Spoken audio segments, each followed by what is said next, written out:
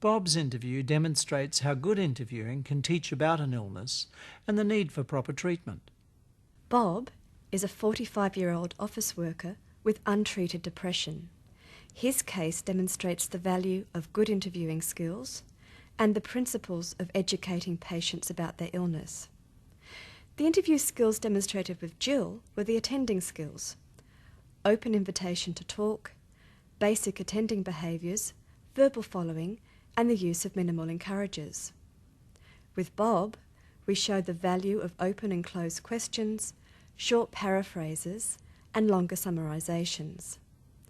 Open questions, what, how, why questions, allow the patient to express their own thoughts. Closed questions begin with do, is, are, and can usually be answered with a yes or no. They are used by the doctor to confirm a specific fact or symptom. You use open questions to take the history. For example, can you tell me about the headache? Use closed questions to confirm the detail. For example, was the headache worse when you woke? The paraphrase acknowledges something important the patient has just said. The reflection of feeling acknowledges the emotional content of the patient's experience. Summarisation is a powerful tool to list the critical aspects of the history so far. It is powerful because it puts the doctor in charge of the interview. It also stops the garrulous person taking over. Let's see these techniques in action. Anxious and worried. About? Well, that's the problem. I mean, it's hard to put a finger on it. Can you tell me about the last time you felt anxious? Well, this morning. Actually, most mornings I wake up with a dry mouth, heart beating, like really fast. And I start to worry. But this morning, what did you worry about? Well, I knew I was coming to see you, and I started to think, I haven't been feeling very well lately, and I thought, well, what if you told me I had cancer and a few months to live? I actually started to cry about it. Stupid, isn't it? And on other mornings?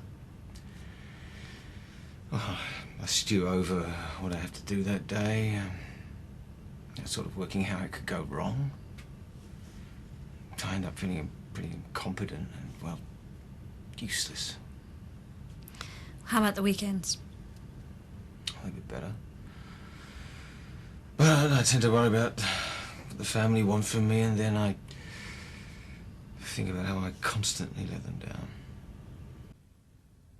So far, the doctor, trying to learn the history, has used a combination of open questions and verbal following to help the patient define his worries. Now, to clarify things, she uses a brief summarisation. Okay, let's see if I understand. Most mornings you wake too early feeling alarmed, and then you have thoughts of failure.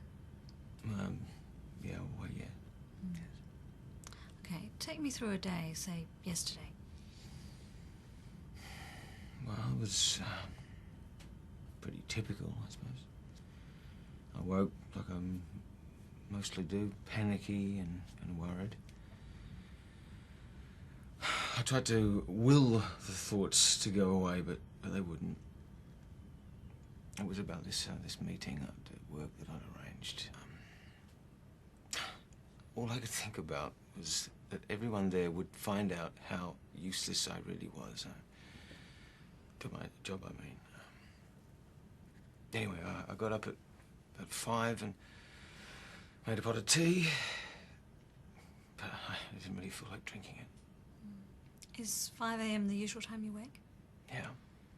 Right, and then? Well, I made myself go for a walk. I like to keep fit, but I'm pretty slow at that time of day. Then I came home and I showered and I went to work. I always try to leave before the rest of the family gets up. I just don't want to talk to anyone. And work? Oh, it's okay. I disasters or anything. I mean, nobody seems to notice how hopeless I am. I go for a run every lunchtime. I run 5Ks, and that usually picks me up a bit. I usually feel better in the afternoon.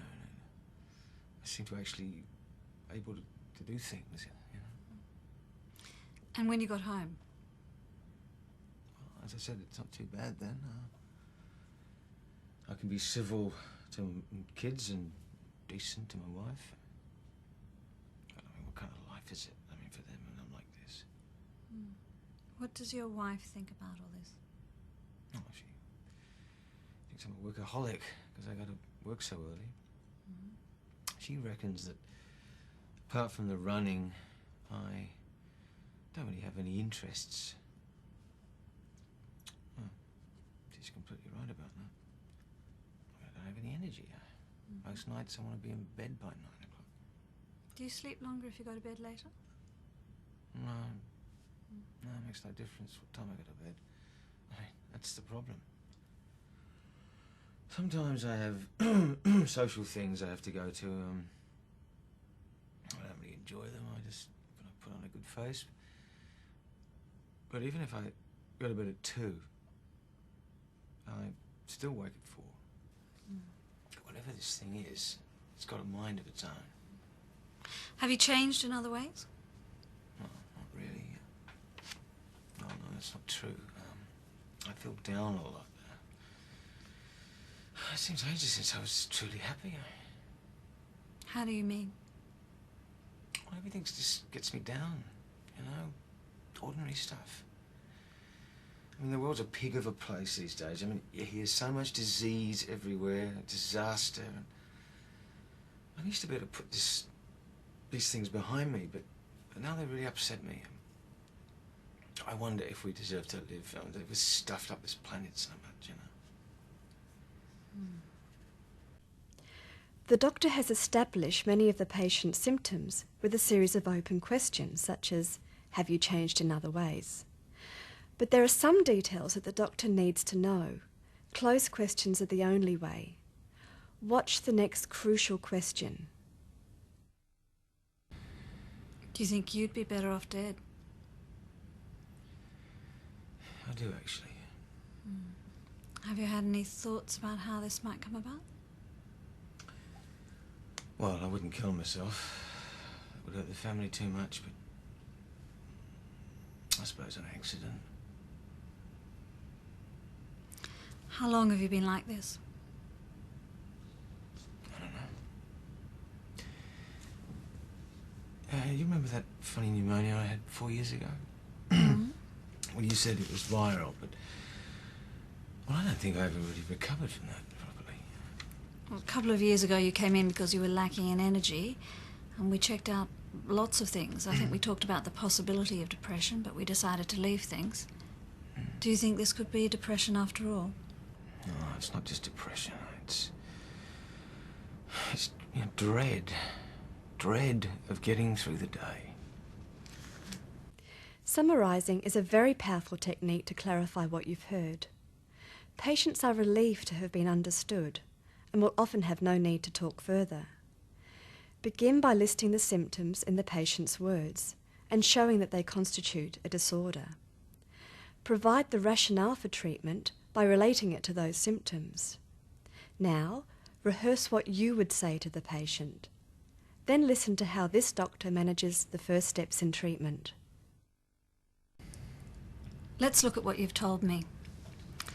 You're depressed, think badly of yourself and have pessimistic views of your worth and the future.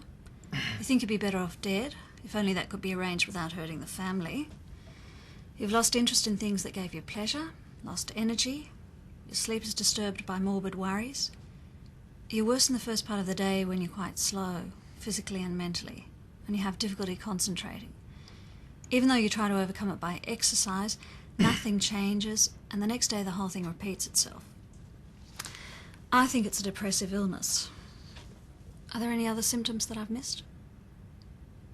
No, not really. I mean, it does sound a bit much when you put it like that. But I should be able to get over this myself. But you really have tried, haven't you? I mean, you've tried to stay fit, to work hard, to support your family. And yet, if I understand it correctly, nothing gets any better, despite your efforts. Well, I think I could have done more.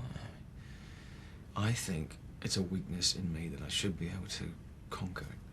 I think it's a problem that you and I can work on together. It's important that you understand your illness. I want to talk to your wife about how you feel and go through this information sheet with her.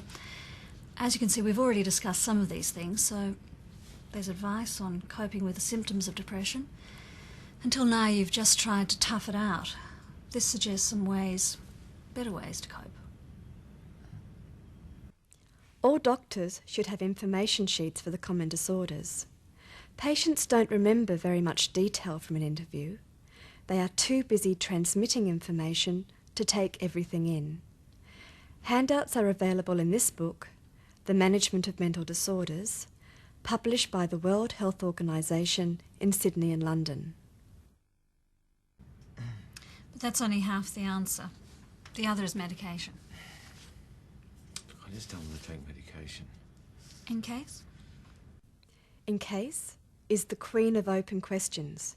You get to the reasons behind things. All doctors should be curious and use in case. Well, in case the drugs are harmful to my brain, in case I don't get better. I don't know. Antidepressant drugs have been around for 30 years, and we know that people don't get addicted to them, nor do they have any toxic effects. The new ones, called SSRIs, or selective serotonin reuptake inhibitors, have fewer side effects. They work by allowing the mood-regulating chemicals in the brain to build up to normal levels. Depressed people are often reluctant to take medication, but once the depression is severe and persistent as yours is, then there's really no alternative. Why do I take them? Well, first take one tablet in the morning for a week, and then, depending on how you are, we may increase the dose. You mentioned side effects. Well, initially the medication may cause an increase in your anxiety and you may find some difficulty falling asleep, but as the week passes, these side effects should disappear and you should start to feel better. Even so, it might be a month before you feel back to normal, sleeping well, normal energy. Well, how long should I stay on them? Well, first we need to find the SSRI that gets you better, and then we'll adjust the dose. We'll have you on that until you've been well for at least 6 months before we gradually start withdrawing you. Is that all there is then? Not quite. When you wake up tomorrow morning, you'll probably mull over what we've discussed, and you may feel depressed about being depressed. I don't want you to take any risks with your life. Okay? I'd like to see you and your wife together at the end of tomorrow evening's surgery, because you both have lots of questions you want to ask. Now, I want you to get this script filled, and I want you to take your first tablet tomorrow morning. And Bob, you will get better. And once you do, we can all work on ways to help you stay that way. Depression is a common illness with distinguishing features that are listed in the Management of Mental Disorders. Most GPs do prescribe antidepressants, but too few do it with confidence and style. Do document the symptoms and do ask about suicide. Describe the treatment and say SSRIs are the treatment of choice for untreated severe depression. Stress that they work, for they usually do. Involve the family if appropriate and always provide an emergency phone number. Arrange the details of the next visit and chase your patients up if they don't attend. If you do all this, most patients will get better and be everlastingly grateful and speak well of you. Which ain't half bad.